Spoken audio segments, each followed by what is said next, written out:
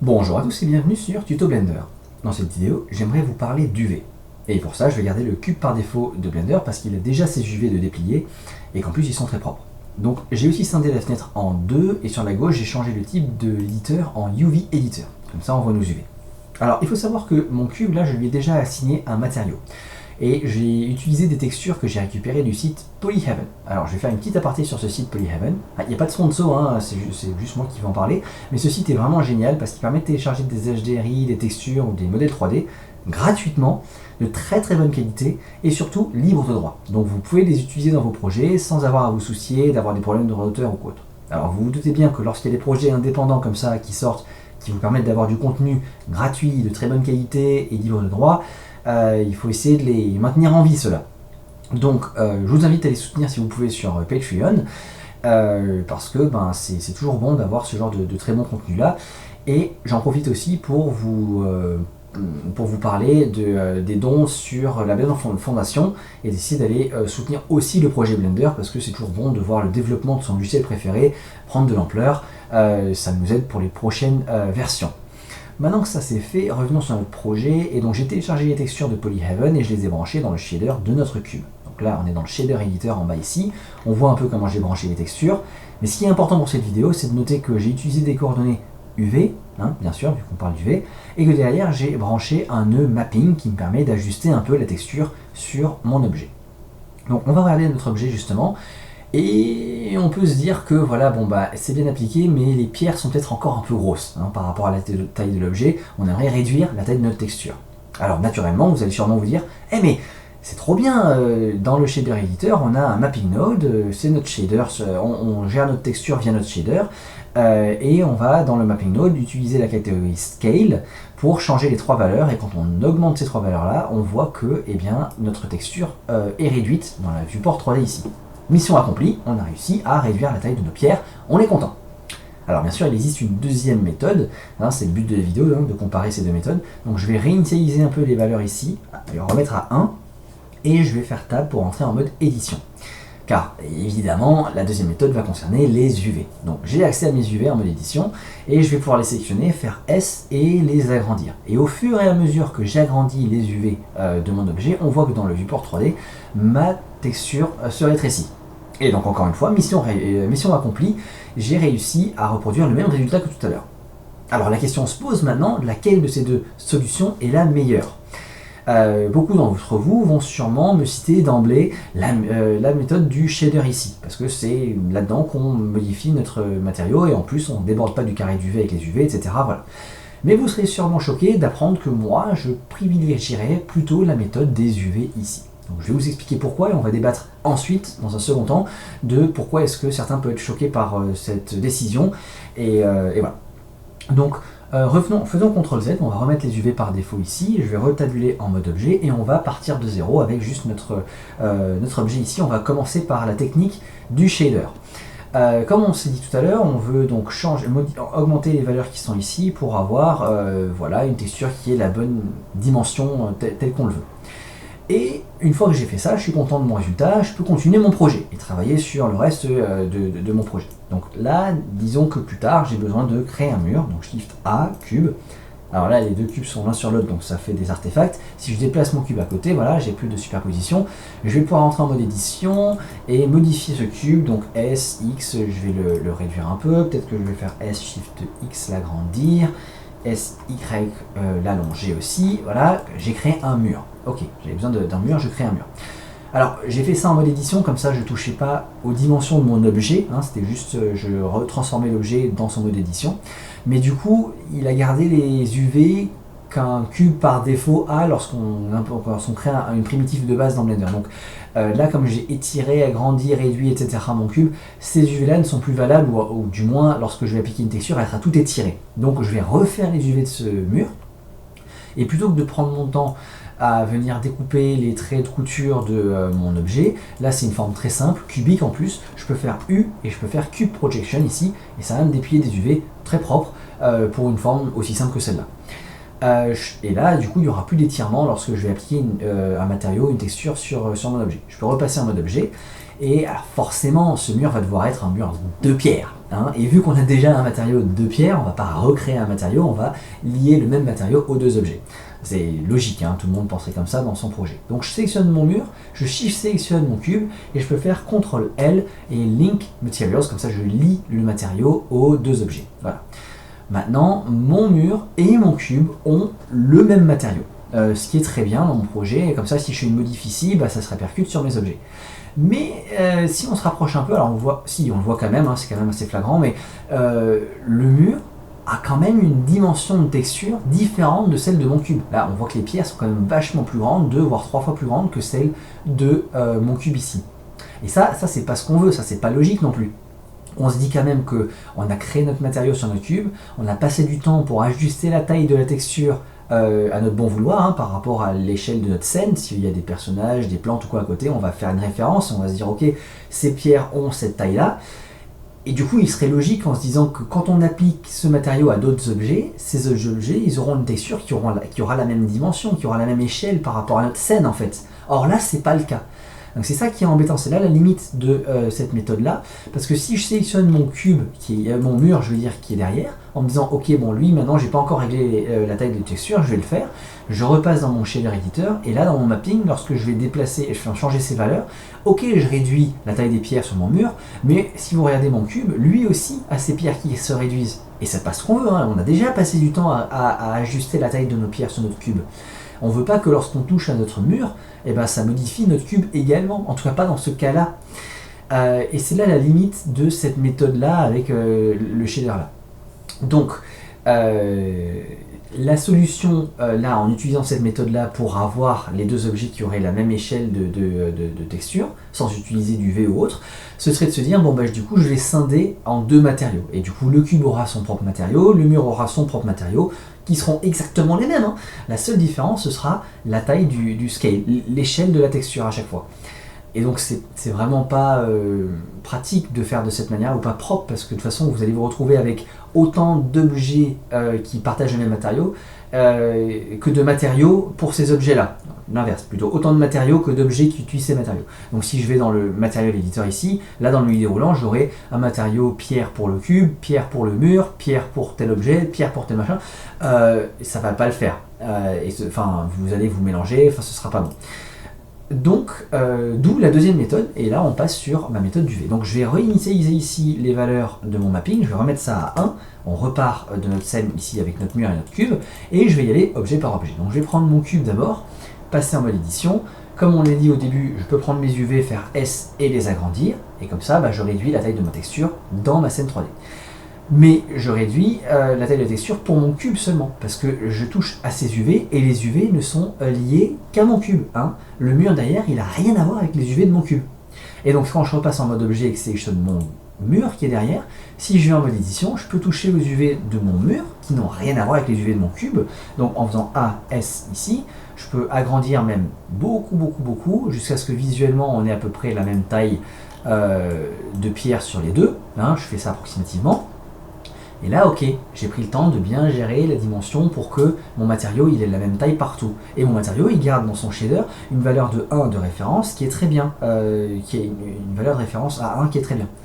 Donc maintenant, et je fais ça pour tous mes objets. Chaque fois que je rajouterai un nouvel objet qui devra utiliser ce matériau de pierre, de mur en pierre, j'irai toucher à ces UV pour que, en les agrandissant, en réduisant, eh bien, j'obtienne une échelle de texture qui soit à peu près similaire à ces deux objets-là, au reste de mes objets dans ma scène.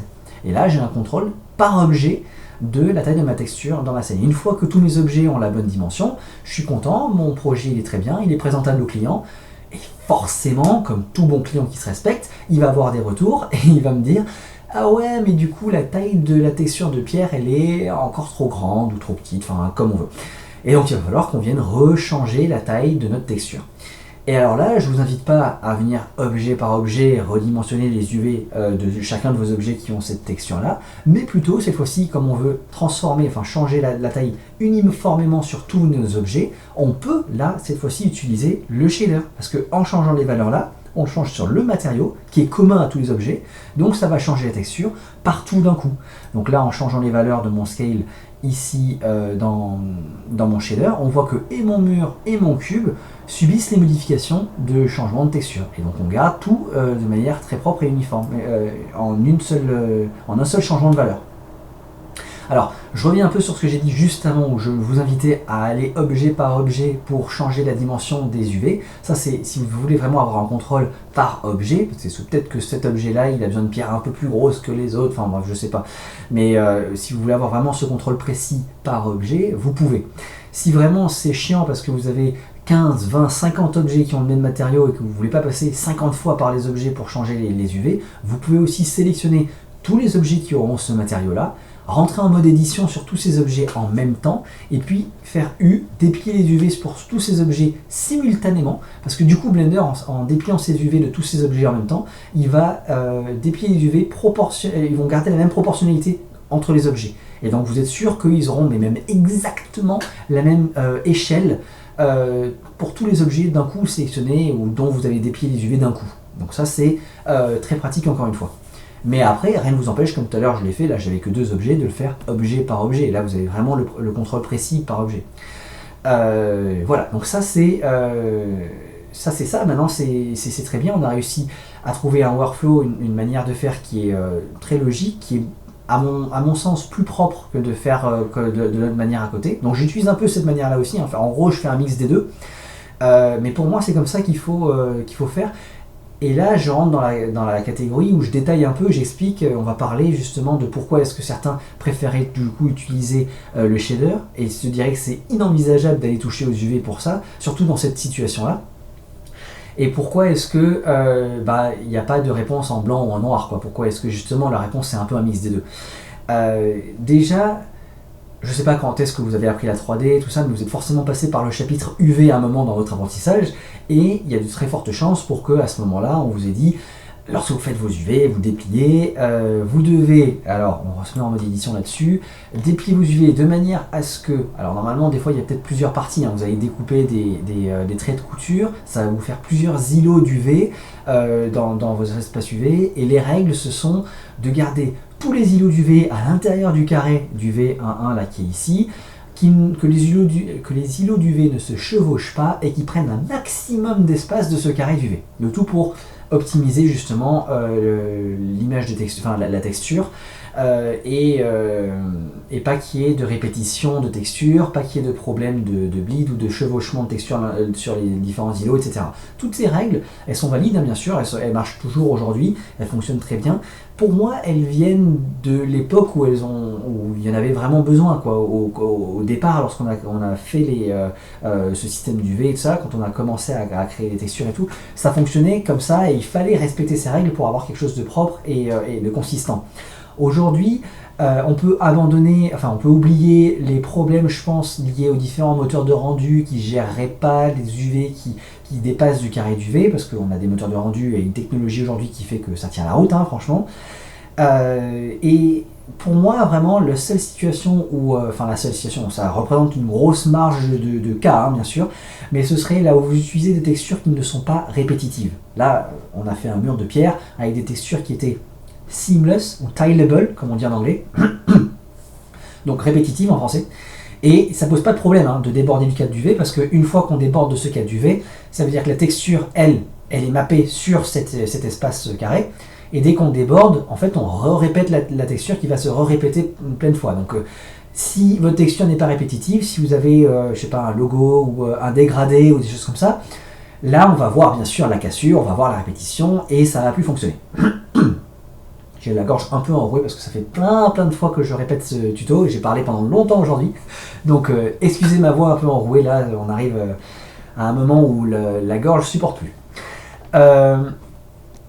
Donc qu'est-ce que je disais, voilà, là si vous tombez sur des cas où les images sont non répétitives, effectivement essayez de privilégier un workflow où vous allez garder vos UV dans votre carré d'UV, hein, c'est normal.